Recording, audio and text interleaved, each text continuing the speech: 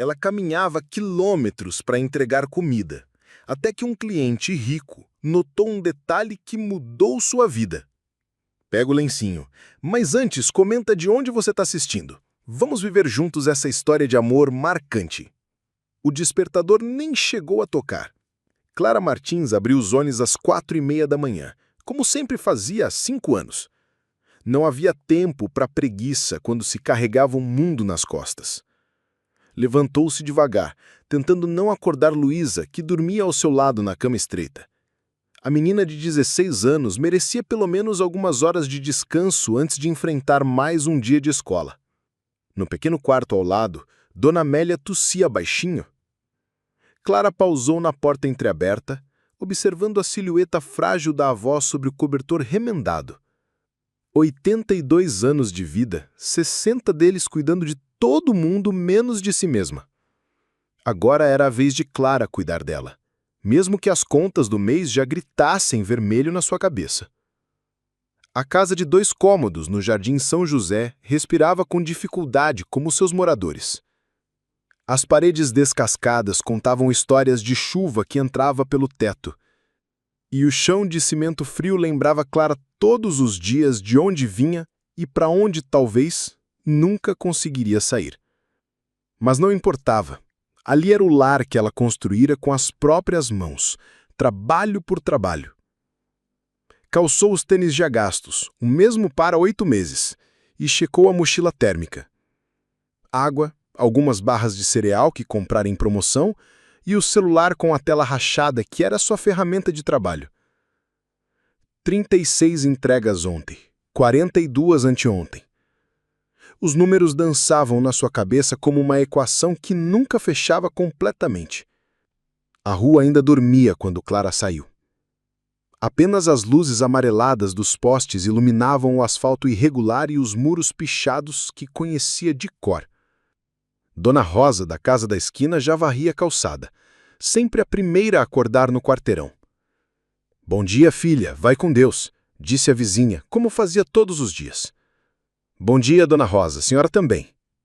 Eram poucas palavras, mas carregavam o peso de uma comunidade que se sustentava nos pequenos gestos. Aqui, todo mundo conhecia a luta de todo mundo. Não havia tempo para julgamentos quando a sobrevivência exigia que todos remassem na mesma direção. O ponto de ônibus já tinha uma pequena fila. Trabalhadores domésticos, vendedores, operários, todos com a mesma expressão cansada de quem acordava antes do mundo começar. Clara cumprimentou com um aceno e se posicionou na fila, calculando mentalmente quanto tempo levaria para chegar ao centro da cidade. O ônibus chegou lotado, como sempre. Clara conseguiu um lugar em pé perto da janela e apoiou a cabeça no vidro embaçado. 20 minutos de trajeto eram 20 minutos de descanso, os únicos que teria até voltar para casa. Desceu na estação do metrô e trocou para a linha que a levaria até a região dos Jardins. O contraste sempre a impressionava. Em 15 minutos de viagem, saía da periferia e desembarcava em outro mundo. Ruas limpas, árvores cuidadas, carros que custavam mais que sua casa inteira. O primeiro pedido do dia chegou antes mesmo dela terminar de organizar a mochila. Restaurante japonês, endereço no Itaim Bibi. Clara conhecia bem aquela região. Prédios espelhados, porteiros de gravata, gente que nunca precisou contar moedas para saber se dava para almoçar. Pedalou por 40 minutos na bicicleta emprestada. Não tinha dinheiro para uma própria ainda. Dodge em trânsito e respirando fumaça de escapamento. O pedido estava atrasado por conta do trânsito, mas o cliente apenas pegou a comida da sua mão sem levantar os olhos do celular. "Obrigado", murmurou, já fechando a porta de vidro blindado. Clara desceu pelas escadas de serviço, como sempre. Elevador social era para quem podia pagar por comida de R$ 200, não para quem a entregava. O dia passou em uma sucessão de endereços, rostos indiferentes e escadarias intermináveis. Pés doloridos, sol escaldante, alguns clientes gentis, outros que a tratavam como móvel. Tudo parte da rotina que a mantinha viva e pagava as contas que se acumulavam em casa. Às 2 da tarde, Parou numa farmácia para tentar marcar uma consulta para Dona Amélia. A tosse da avó estava piorando e Clara sabia que não podia mais adiar. Sistema Único de Saúde? São 4 meses de fila para clínico geral. 4 meses? É o que está aqui no sistema, moça. Posso agendar, mas é só para outubro. Clara fechou os olhos por um segundo. Outubro. Como se dor esperasse calendário. Como se tosse marcasse hora. Agenda, por favor. Guardou o papel com a data no bolso da calça jeans desbatada e voltou para a bicicleta. Mais 6 horas de trabalho pela frente. Mais 6 horas para tentar esquecer que, às vezes, o mundo pesava mais do que ela conseguia carregar. Chegou em casa quando o céu já mudava de cor. Luísa estava na mesa pequena da cozinha, debruçada sobre os livros escolares, caneta na boca e testa franzida. Como foi hoje? Perguntou Clara, sentando-se na cadeira de plástico ao lado da irmã. Prova de matemática na sexta. Estou quebrando a cabeça com essa questão. Clara olhou os números no papel. Não entendia muito de equações complexas, mas entendia de persistência. Você vai conseguir, sempre consegue. Clara. Luísa hesitou, mordendo o lábio inferior como fazia desde pequena quando queria dizer algo difícil. Estava pensando, talvez seja melhor eu parar de estudar e arrumar um trabalho para ajudar com as contas. Nem pense nisso. A voz de Clara saiu mais firme do que pretendia. Nem pense. Mas você se mata de trabalhar e eu aqui só gastando. Você não gasta, você investe. Clara segurou a mão da irmã. Calejada pela idade, suave pela juventude. O maior presente que posso te dar é a chance de estudar, de ser diferente de mim. Não tem nada de errado com você. Não tem mesmo, mas você pode ser mais, muito mais. Luísa sorriu. Um sorriso pequeno, mas que iluminou a cozinha modesta como um abajur aceso na escuridão. Vou estudar então. Por mim, por você, por nós. Por nós, repetiu Clara.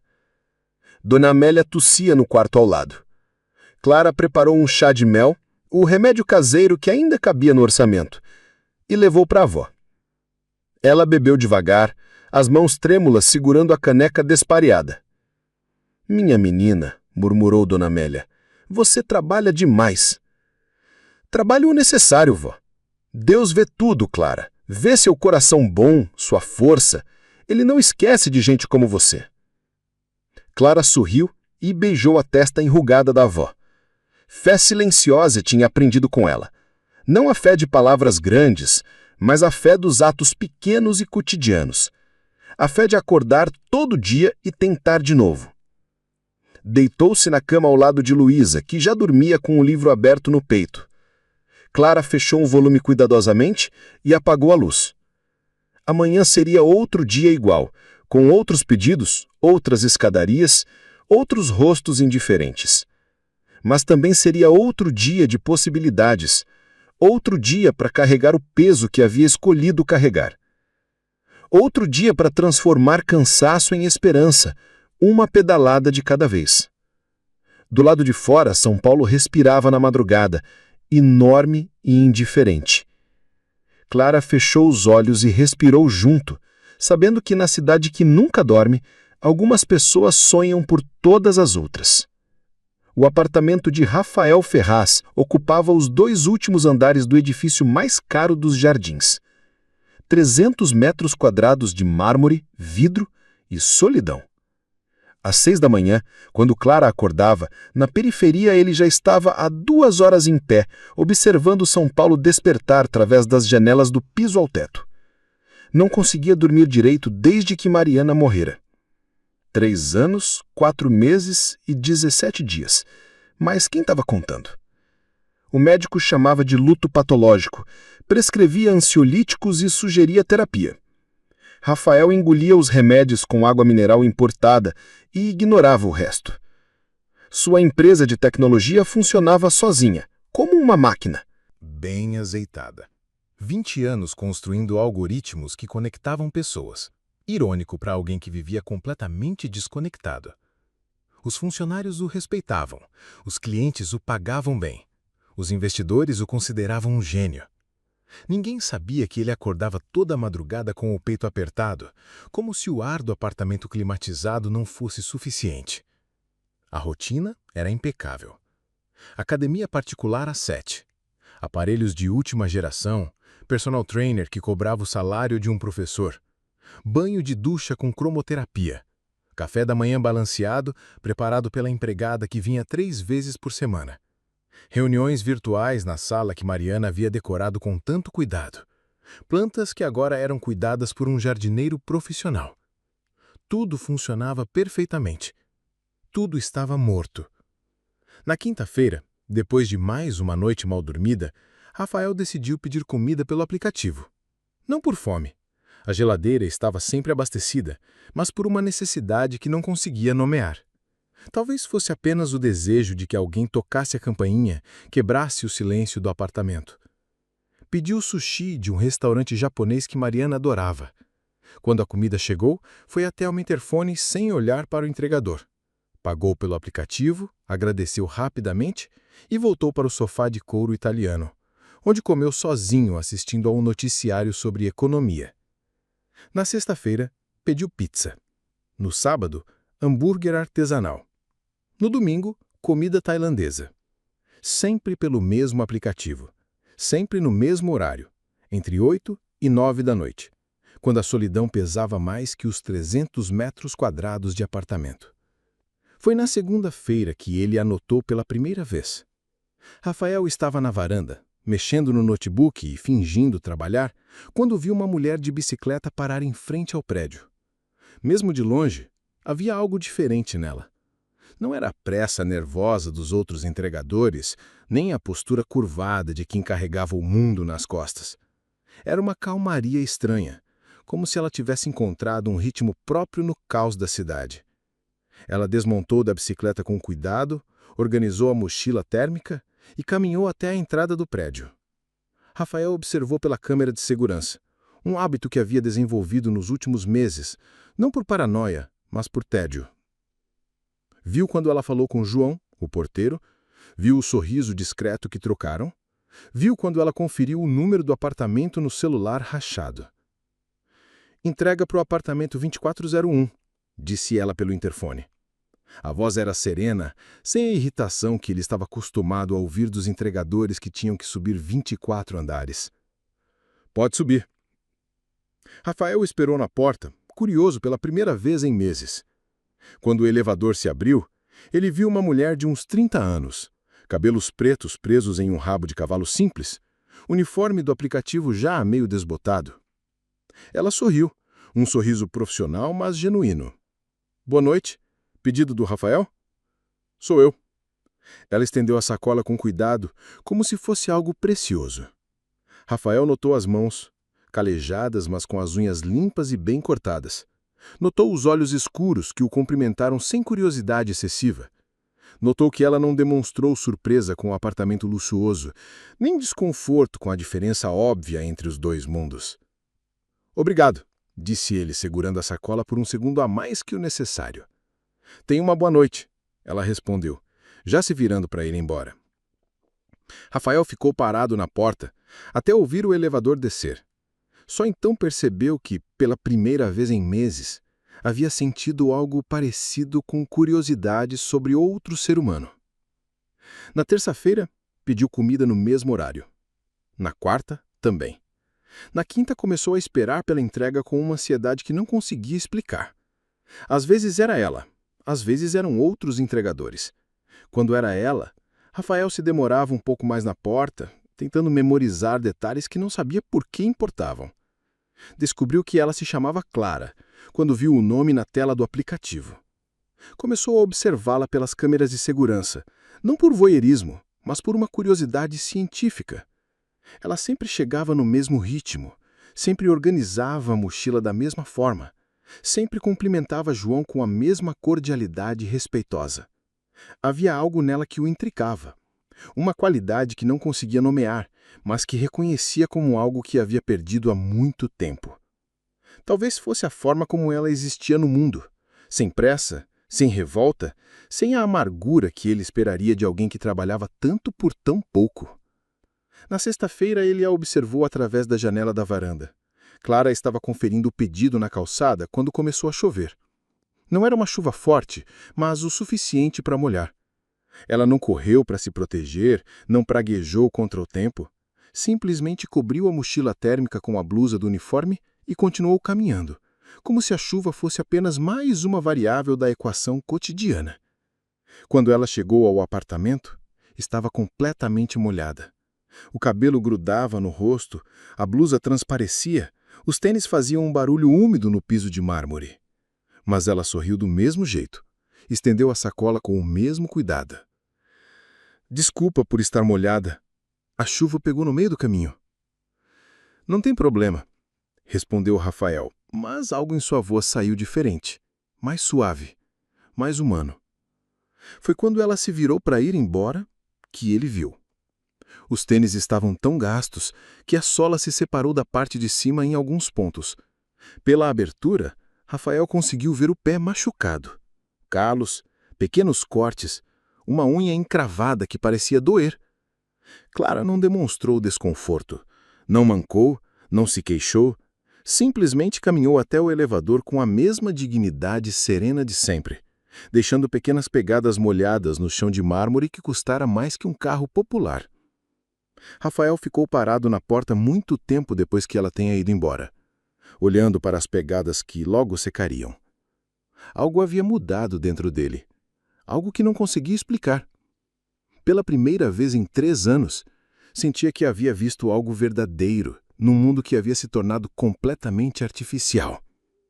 Naquela noite, não conseguiu comer a comida que havia pedido. Ficou na varanda, observando a cidade que se espalhava até o horizonte, pensando numa mulher de tênis rasgados que carregava comida de R$ 200 como se fosse um tesouro. Pensando em 2 pessoas que viviam no mesmo planeta, mas em universos completamente diferentes.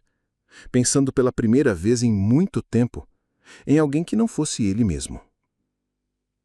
Clara encontrou Dona Amélia caída no quarto quando chegou em casa na quinta-feira. A avó estava consciente, mas pálida como uma parede descascada, respirando com dificuldade. Luísa chorava ajoelhada ao lado dela, segurando a mão enrugada como se pudesse transferir a própria força.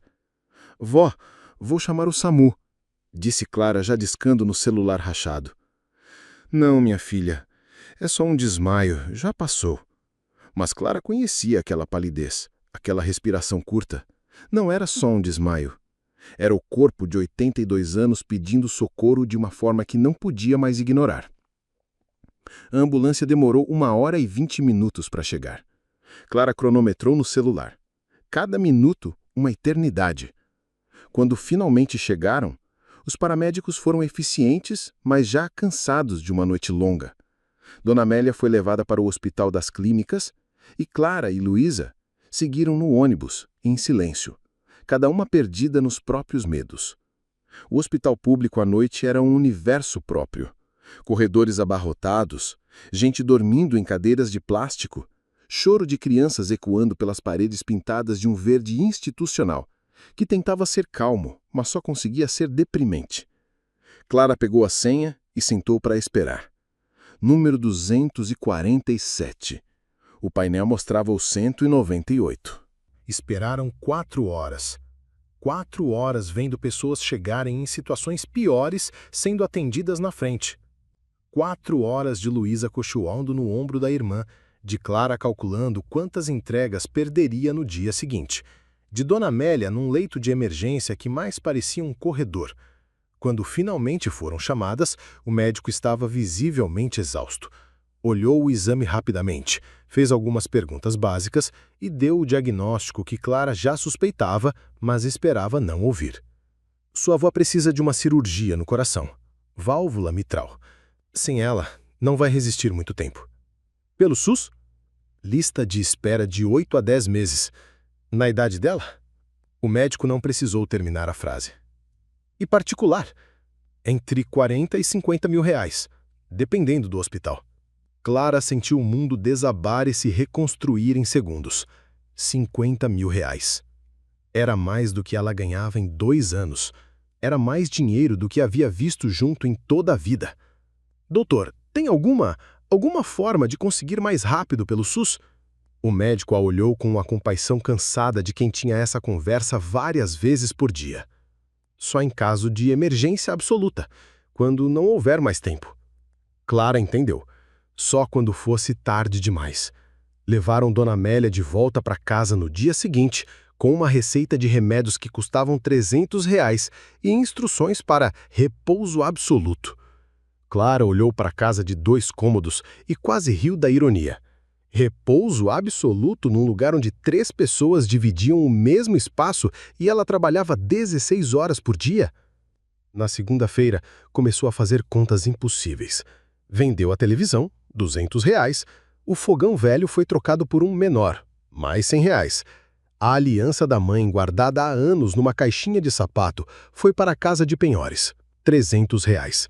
Juntou 600 reais em uma semana. Faltavam 49.400. Clara, deixa eu arrumar um trabalho, implorou Luísa pela 10ª vez. Posso ser caixa, balconista, qualquer coisa. Não. Mas, não. A voz de Clara saiu mais dura do que pretendia. Ela respirou fundo e suavizou o tom. Lu, você tem 16 anos. Sua única obrigação é estudar. E deixar a avó morrer? A pergunta ficou suspensa no ar como uma acusação. Clara sentiu o peito apertar, mas manteve a firmeza. A avó não vai morrer. Eu vou dar um jeito. Como? Clara não respondeu porque não sabia. Apenas sabia que daria. Aumentou a carga de trabalho. Se antes fazia 8 horas de entrega e 6 de faxina, agora fazia 10 de entrega e 8 de faxina. Dormia 4 horas por noite, quando dormia. Os pés, já machucados, viraram uma ferida constante. Perdeu peso que não tinha para perder. Luísa parou de falar sobre abandonar a escola, mas Clara via nos olhos da irmã a mesma determinação silenciosa que reconhecia em si mesma. Era uma questão de tempo até a menina tomar uma decisão sozinha. Foi numa terça-feira chuvosa que algo estranho aconteceu. Clara estava entregando comida no prédio dos jardins. Aquele cliente que sempre pedia no mesmo horário, sempre educado, sempre distante. Quando chegou ao apartamento, o homem não estava na porta como de costume. Só um minuto, disse ele pelo interfone. Quando a porta se abriu, ele parecia diferente, mais nervoso, menos composto. Entregou uma sacola junto com a comida. Tem uma gorjeta aí dentro, disse rapidamente sem olhar nos olhos dela. Clara olhou para a sacola. Era pesada demais para ser só dinheiro trocado. Não precisa, senhor. Obrigado mesmo, mas não precisa. É só uma gorjeta. Você trabalha bem. Clara abriu a sacola ainda na porta. Dentro havia um envelope com pelo menos 500 reais em notas de 50 e 100. Seu estômago revirou, não de fome, mas de algo que não conseguia nomear. Senhor, eu não posso aceitar isso. Por que não? Ela ficou sem resposta. Por que não? Por que precisava? Por que seria a salvação? Por que resolveria problemas que pareciam insolúveis? Por que não fiz nada para merecer tanto dinheiro? Rafael, ela nunca soubera o nome, apenas o cliente do 2401, olhou-a como se ela tivesse falado em uma língua estrangeira. Você trabalha todos os dias, sobe 24 andares, traz a comida sempre intacta. Essa é minha obrigação. Mesmo assim... Senhor, Clara interrompeu, devolvendo a sacola. Eu agradeço de coração, de verdade, mas não posso aceitar. Não é certo. Ela deixou a sacola na balcão da portaria ao descer, pedindo para João entregar ao dono. Pedalou para o próximo endereço com os olhos marejados, não de tristeza, mas de uma confusão de sentimentos que não conseguia organizar. 500 reais. Era mais do que ganhava em uma semana inteira. Era remédio para a avó por 2 meses. Era a chance de pagar algumas consultas particulares. Era alívio imediato para problemas urgentes. Mas algo dentro dela, alguma coisa que Dona Amélia havia plantado, que a mãe havia regado, que a vida havia testado, mas não conseguira quebrar, não permitia que aceitasse. Não assim. Não como caridade de alguém que não a conhecia. Naquela noite, contou para Luísa sobre o dinheiro oferecido e recusado. A irmã a olhou como se ela tivesse enlouquecido. Clara, você tá maluca! R$ 500? Eu sei quanto é. Então por que não aceitou? Clara olhou para a irmã, 16 anos, mas com os olhos de quem já havia entendido que o mundo não era justo. Como explicar que algumas coisas eram mais importantes que dinheiro? Como explicar que dignidade não tinha preço? Mesmo quando o preço da dignidade parecia ser a vida da avó. Porque, Lu, se a gente aceita caridade, para de lutar pelos nossos direitos. Se a gente aceita migalhas, para de exigir o pão inteiro. Mas e a avó? A avó vai ficar bem. Eu vou dar um jeito. Como? Clara não respondeu porque não sabia. Apenas sabia que daria. No apartamento dos Jardins, Rafael estava observando pelas câmeras de segurança a sacola que havia ficado na portaria. João já havia subido 2 vezes oferecendo devolver e 2 vezes Rafael havia mandado deixar lá. Pela primeira vez em 3 anos, havia tentado fazer algo por outra pessoa e pela primeira vez em muito tempo tinha encontrado alguém que o havia surpreendido completamente. Clara Martins não era apenas diferente, era impossível. Clara acordou às 4 da manhã com dor de cabeça. Havia dormido 2 horas, talvez menos. Dona Amélia havia passado a noite tossindo. E cada tosse era como uma faca no peito de Clara. Os remédios estavam terminando e ela ainda não havia conseguido comprar a próxima cartela. Não havia café em casa. Não havia pão. Bebeu água da torneira e saiu para mais um dia de trabalho com o estômago vazio e a sensação de que o mundo estava desabando aos poucos, tijolo por tijolo. O primeiro cliente do dia foi um homem de meia-idade que morava numa cobertura na Vila Madalena. Quando Clara chegou, ele estava no telefone, falando alto sobre negócios. Fez sinal para que ela esperasse sem sequer olhar em sua direção. 10 minutos. 15. 20. Clara ficou parada na porta segurando a sacola de comida que ia esfriando, enquanto ele continuava falando sobre investimentos e lucratividade. A próxima entrega estava marcada para 20 minutos e o trânsito estava pesado. Desculpa, disse ela finalmente. Preciso ir para outra entrega. Ele cobriu o telefone com a mão e a olhou como um móvel que havia falado. Você espera até eu terminar. Senhor, eu entendo, mas tenho outros clientes. Você não tem cliente nenhum. Você tem patrão e eu pago o seu salário. Ela sentiu o rosto queimar. Não de vergonha, mas de uma raiva que raramente permitia que viesse à tona. O senhor não paga meu salário. O senhor paga pela comida que eu entrego, que já está aqui. Ela estendeu a sacola. O homem pegou sem agradecer e bateu a porta na cara dela. Clara desceu pelas escadas de serviço, as pernas tremendo, não de medo, mas de humilhação. Nunca havia pedido nada a ninguém. E ainda assim era tratada como se fosse invisível. A segunda entrega foi no centro da cidade.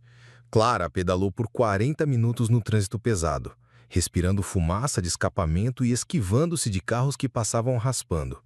Quando chegou ao semáforo da Praça da República, o sinal abriu e ela avançou na faixa de pedestres. Foi quando viu a moto. O motoqueiro vinha em alta velocidade, furando o sinal vermelho. Clara conseguiu se jogar para o lado no último segundo, mas a bicicleta foi atingida. Ela caiu no asfalto, ralando os joelhos e as palmas das mãos. "Olha por onde anda, sua louca!" gritou o motoqueiro, sem parar. Clara ficou sentada no chão por alguns segundos, tentando entender o que havia acontecido. Algumas pessoas pararam para ajudar, outras simplesmente passaram por cima dela. A bicicleta estava torta, mas ainda funcionava. Os joelhos sangravam, mas não parecia ser nada sério. Levantou-se, limpou as mãos na calça jeans e verificou a mochila térmica. A comida estava intacta. Era o que importava. Foi quando tirou o celular do bolso que descobriu. A tela estava completamente quebrada. Não apenas rachada como antes, mas despedaçada. Não conseguia ver nada, não conseguia tocar em nada. Seu instrumento de trabalho, sua única conexão com os aplicativos de entrega, sua forma de ganhar dinheiro. Quebrado.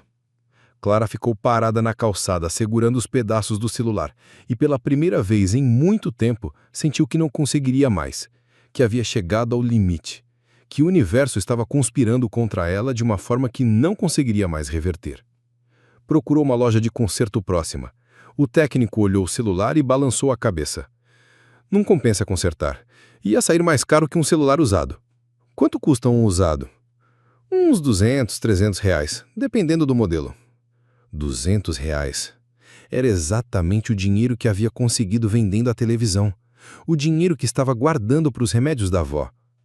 Clara saiu da loja e caminhou sem direção pelas ruas do centro. Passou pela Praça da Sé, pela Catedral, pelos camelós que vendiam de tudo um pouco. Gente correndo, gente trabalhando, gente vivendo suas vidas normais enquanto a dela desabava. Encontrou um ponto de ônibus escondido entre 2 prédios comerciais e se sentou no chão, atrás da estrutura de metal e vidro. Ali ninguém poderia vê-la. E então, pela primeira vez em anos, Clara desabou. Chorou pela avó que estava morrendo e que ela não conseguia salvar. Chorou pela irmã que queria abandonar os estudos para ajudar. Chorou pelos pés machucados, pelos joelhos ralados, pela humilhação de ser tratada como nada. Chorou pelo celular quebrado, pelo dinheiro que não tinha, pelas contas que não conseguia pagar. Chorou pela solidão de carregar tudo sozinha, pela responsabilidade que ninguém havia pedido para ela assumir, pela vida que havia se tornado uma corrida sem fim atrás de dinheiro que nunca era suficiente. Chorou até não ter mais lágrimas. Foi quando viu sapatos caros parados na sua frente. Sapatos sociais, de couro, que custavam mais que seu salário de um mês. Levantou o olhar e viu um homem de terno, parado ali, olhando para ela. Era o cliente do apartamento 2401. O homem que sempre pedia comida no mesmo horário, que havia tentado lhe dar 500 reais de gorjeta. "Você está bem?" perguntou ele. Clara enxugou o rosto com as costas da mão e tentou se levantar. "Estou, obrigada, só cansada." "Não precisa mentir." Ela o olhou melhor. Havia algo diferente nos olhos dele. Não era piedade, não era curiosidade. Era algo que ela reconhecia, mas não conseguia nomear. "Eu não quero sua piedade", disse ela mais por reflexo que por convicção. "Não é piedade", ele respondeu, sentando-se no chão ao lado dela sem se importar com o terno caro. "É reconhecimento." "Reconhecimento de quê?" "De alguém que também já desabou." Clara olhou de novo. Viu pela primeira vez as olheiras profundas, a barba por fazer, a tristeza que ele carregava por trás da roupa cara e do apartamento luxuoso. "O senhor não me conhece." "Não conheço mesmo, mas conheço essa dor." Eles ficaram em silêncio por alguns minutos. O movimento do centro da cidade continuava ao redor deles, mas ali, naquele cantinho escondido, o mundo parecia ter parado. "Minha esposa morreu há 3 anos. Câncer. Eu tinha dinheiro para todos os tratamentos, os melhores médicos, as melhores clínicas, e não serviu de nada." Clara não respondeu, mas o olhou com atenção. "Desde então eu só existo. Trabalho, ganho dinheiro, moro sozinho num apartamento enorme, mas não vivo. Até ver você." "Eu?" "Você carrega as coisas como se fossem preciosas, como se cada entrega fosse importante, como se a vida fosse importante." Clara sentia as lágrimas voltando, mas por motivos diferentes agora. "Às vezes não parece." "Parece sim, pelo menos para quem está olhando." Começou a chover. Uma chuva fina, que molhava devagar. As pessoas começaram a correr, a se proteger e a reclamar do tempo. Clara e Rafael ficaram onde estavam. "Eu preciso de um celular novo", disse ela, não sabendo por que estava contando isso para um estranho. "Eu posso..." "Não! Não é caridade. É uma forma de eu me sentir útil pela primeira vez em anos." Clara olhou para ele. Viu nele algo que não esperava ver. Fragilidade. Vulnerabilidade. Humanidade. "Por que você me seguiu?" "Porque você me lembra de quando eu ainda sentia as coisas." A chuva continuava caindo. Agora parecia fria demais, real demais. O que havia acontecido? Ela havia beijado um homem que não conhecia, um homem rico que provavelmente a via como um projeto de caridade. Eu tenho que ir", gaguejou, levantando-se do chão molhado. Rafael também se levantou, mas não tentou segurá-la. "Clara, espera!" "Como você sabe meu nome?" "Está no aplicativo." "Você me seguiu até aqui." Não era uma pergunta, era uma constatação. "Por quê?" Rafael passou a mão pelos cabelos molhados procurando as palavras certas. Porque... Porque faz 3 anos que eu não sinto nada. Nada mesmo. E quando vejo você trabalhando, cuidando das coisas como se elas importassem, eu lembro de como é sentir alguma coisa. Você sente pena de mim. Não é pena. É... admiração. Inveja, talvez. Inveja? Clara quase riu. De quê? De não ter dinheiro para consertar um celular? De ver minha avó morrendo e não poder fazer nada? Inveja de você ainda conseguir se importar, de você ainda votar. Clara olhou por um longo momento. Havia sinceridade na voz dele, mas também havia uma distância que ela não conseguia medir. 2 pessoas de mundos diferentes, molhadas de chuva, tentando entender o que havia acontecido entre elas. Deixa eu te ajudar com a cirurgia da sua avó. Não. Por que não? Porque não me conhece. Porque amanhã você vai acordar na sua cobertura e lembrar que beijou uma entregadora na rua. Porque eu não quero ser seu projeto de caridade. Projeto de caridade. Não é caridade. Então o que é? Rafael ficou em silêncio. Ela estava certa. Ele não sabia o que era. Só sabia que pela primeira vez em anos havia sentido algo genuíno e não queria que aquele sentimento morresse. É uma chance de eu não me sentir completamente inútil. A honestidade da resposta a desarmou. Clara viu algo nos olhos dele que reconhecia. O desespero de querer fazer alguma diferença no mundo. Rafael. Ela falou o nome dele pela primeira vez. Eu não posso aceitar seu dinheiro. Por que não? Porque não quero ficar devendo nada a ninguém.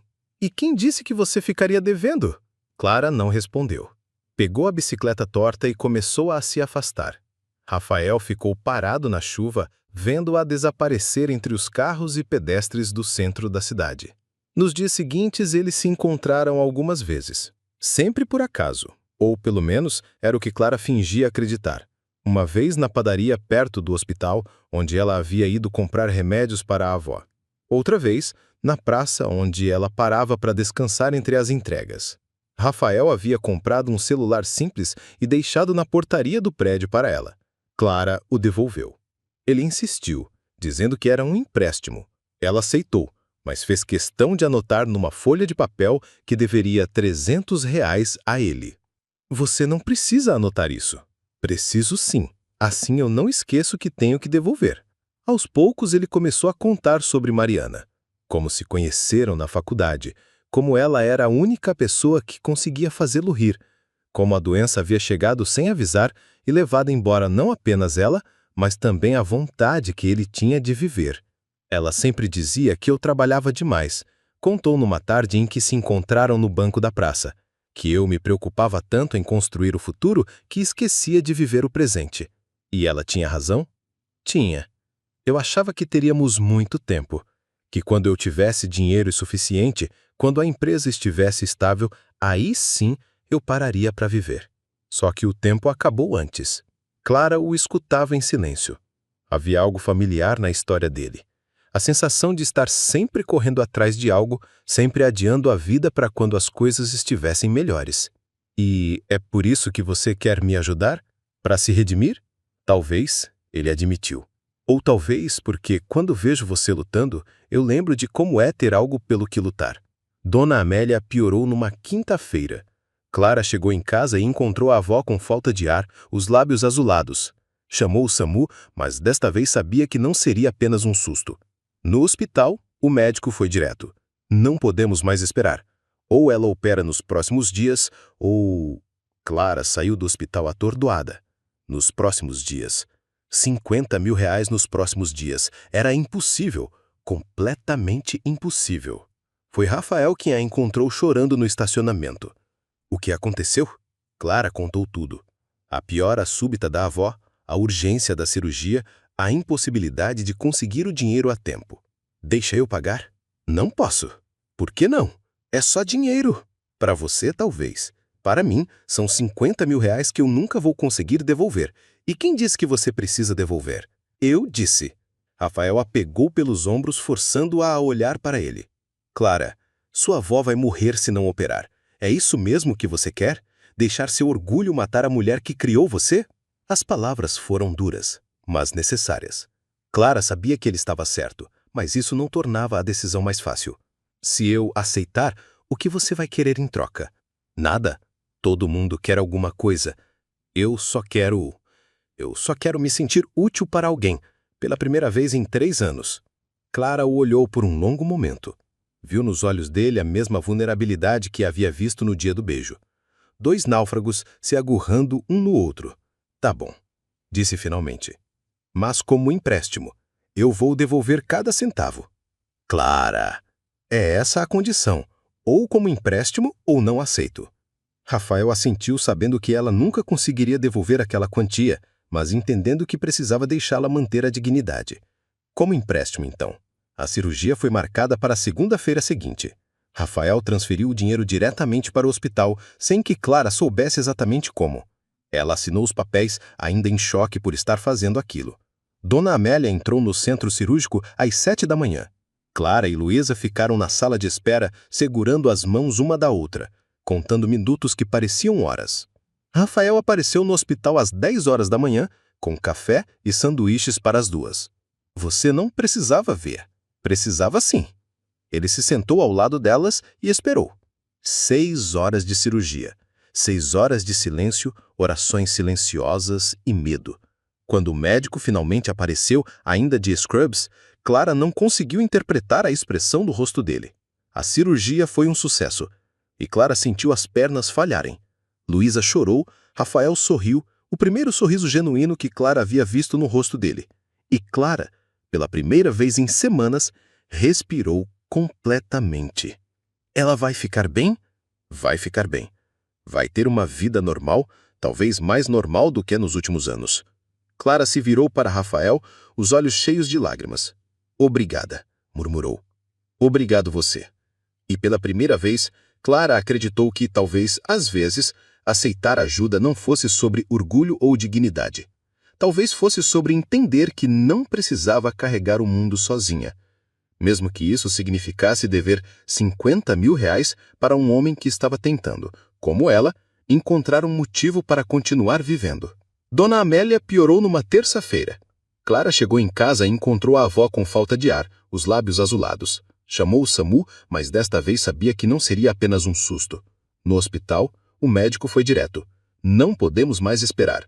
Ou ela opera nos próximos dias, ou... Clara saiu do hospital atordoada. Nos próximos dias. 50 mil reais nos próximos dias. Era impossível. Completamente impossível. Foi Rafael quem a encontrou chorando no estacionamento. O que aconteceu? Clara contou tudo. A piora súbita da avó, a urgência da cirurgia, a impossibilidade de conseguir o dinheiro a tempo. Deixa eu pagar? Não posso. Por que não? É só dinheiro. Para você, talvez. Para mim, são 50 mil reais que eu nunca vou conseguir devolver. E quem disse que você precisa devolver? Eu disse. Rafael a pegou pelos ombros, forçando-a a olhar para ele. Clara, sua avó vai morrer se não operar. É isso mesmo que você quer? Deixar seu orgulho matar a mulher que criou você? As palavras foram duras, mas necessárias. Clara sabia que ele estava certo, mas isso não tornava a decisão mais fácil. Se eu aceitar, o que você vai querer em troca? Nada. Todo mundo quer alguma coisa. Eu só quero me sentir útil para alguém, pela primeira vez em 3 anos. Clara o olhou por um longo momento. Viu nos olhos dele a mesma vulnerabilidade que havia visto no dia do beijo. 2 náufragos se agarrando um no outro. Tá bom, disse finalmente.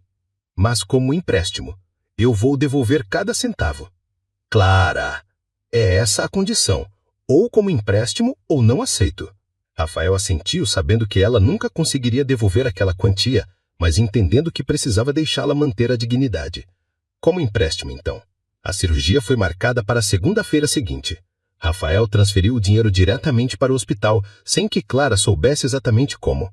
Ela assinou os papéis, ainda em choque por estar fazendo aquilo. Dona Amélia entrou no centro cirúrgico às 7 da manhã. Clara e Luísa ficaram na sala de espera, segurando as mãos uma da outra, contando minutos que pareciam horas.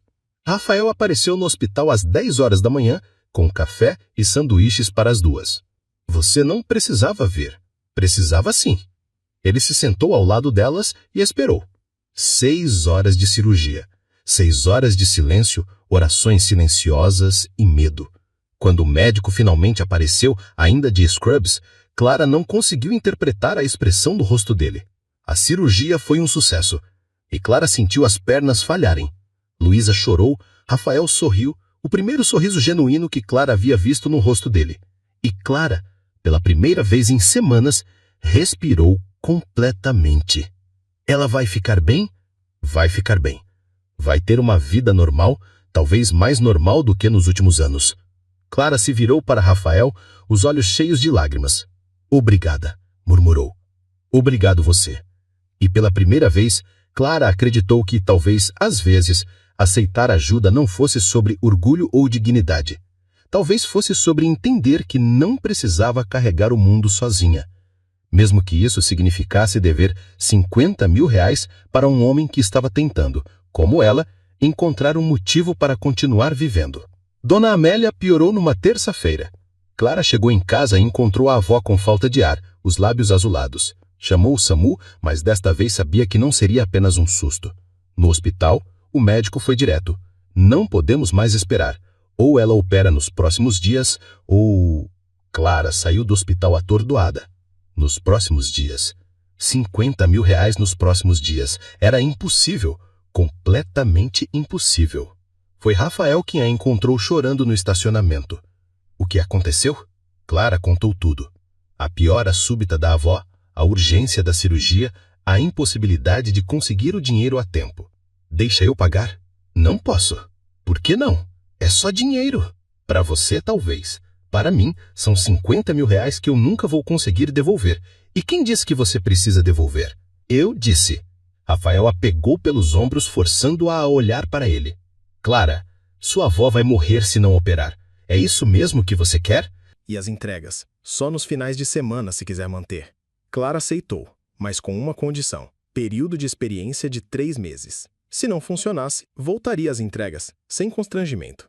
O primeiro dia na empresa foi como entrar em outro planeta. Elevador que chegava ao 20º andar em segundos, ar-condicionado, computadores novos, pessoas falando sobre projetos e metas. Clara usava a mesma roupa que usava para entregar comida, calça jeans e camiseta simples. Mas Rafael havia deixado claro que não havia dress code obrigatório. Você vai coordenar o projeto Mulheres Empreendedoras, explicou ele na sala de reuniões. A ideia é oferecer microcrédito e capacitação para mulheres que querem abrir pequenos negócios. Clara ouviu atentamente, mas uma parte dela se perguntava se merecia estar ali. Se não era apenas um projeto de caridade disfarçado de oportunidade profissional. Os primeiros meses foram desafiadores.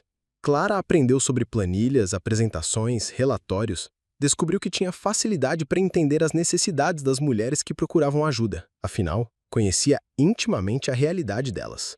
Seu primeiro projeto aprovado foi um microcrédito para Dona Maria, que queria vender quentinhas na porta da escola do bairro. Como você soube que ela ia dar certo? Perguntou Rafael, revisando os números positivos do empreendimento. Porque ela tem a mesma determinação que eu tinha quando comecei a trabalhar. Aos poucos, Clara começou a sonhar novamente. Não sonhos grandiosos, mas pequenas ambições. Fazer faculdade de administração aos sábados, ajudar mais mulheres, quitar a dívida com Rafael em 2 anos. Foi numa quinta-feira, caminhando pela Praça da República, o mesmo lugar onde havia desabado meses antes, que algo mudou entre eles. Rafael havia ido buscá-la no trabalho, e caminhavam sem destino, apenas conversando sobre o dia. Você me salvou, disse Clara de repente. Você me salvou também, ele respondeu. Sem pensar, Clara entrelaçou os dedos nos dele. Ali, no meio da multidão, no lugar onde havia chegado ao fundo do poço, segurou a mão do homem que a havia ajudado a sair de lá. Não disseram mais nada, apenas caminharam juntos. 2 pessoas que haviam se encontrado quando mais precisavam, descobrindo que aceitar amor não era sinal de fraqueza. Era simplesmente escolher não carregar o mundo sozinha. 6 meses depois, Clara coordenava uma equipe de 5 pessoas no projeto Mulheres Empreendedoras. Haviam aprovado crédito para 42 mulheres com taxa de sucesso de 89%. Os números impressionavam os investidores. Mas o que realmente importava para Clara eram as histórias. Dona Rosa montando sua pequena padaria. Juliana vendendo cosméticos e pagando a faculdade. Maria criando uma creche no próprio quintal. Você tem um dom, disse Rafael numa reunião com os diretores da empresa. Consegue ver potencial onde outros veem apenas necessidade. Clara havia aprendido a receber elogios profissionais sem constrangimento. Era boa no que fazia, porque entendia intimamente as dificuldades que essas mulheres enfrentavam. Sua experiência não era apenas background, era qualificação. A relação com Rafael amadureceu naturalmente, sem pressa, nem expectativas irreais. Ele ainda morava no apartamento dos Jardins, ela ainda morava na casa de 2 cômodos no Jardim São José. Não havia planos de mudança, pelo menos não ainda. Clara precisava quitar a dívida primeiro. Precisava sentir que estava com ele por escolha, não por necessidade. Você não precisa me pagar, disse Rafael numa noite em que jantavam na cozinha simples da casa dela. Ele havia descoberto que preferia a comida caseira de Clara aos restaurantes caros. Preciso sim, respondeu ela, servindo o ensopado que Dona Amélia havia ensinado a fazer. Não por você, por mim. Rafael havia mudado também. O homem fechado e distante dos primeiros encontros dera lugar a alguém mais presente, mais humano. Começou a investir em outros projetos sociais, criou um fundo para cirurgias de emergência em hospitais públicos. Descobriu que usar dinheiro para transformar vidas era mais gratificante que acumulá-lo. A Mariana ficaria orgulhosa, disse ele uma noite olhando uma foto da esposa que agora ficava na mesa de cabeceira, não mais escondida. Ela sempre disse que eu tinha potencial para ser uma pessoa melhor. Você sempre foi uma pessoa boa, corrigiu Clara. Só estava perdido. Dona Amélia se recuperou completamente e voltou a cuidar da casa com o vigor de quem havia ganhado uma segunda chance. Luísa foi aprovada no vestibular para medicina em uma universidade pública, a primeira da família a entrar no ensino superior.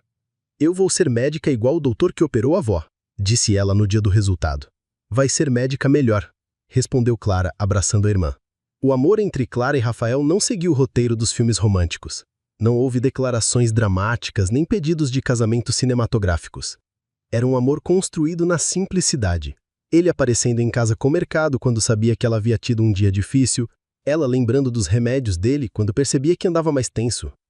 Um domingo de manhã, Clara estava preparando uma cesta de alimentos para Dona Severina, vizinha que havia perdido o emprego. Era um hábito que mantinha desde que começara a ganhar melhor.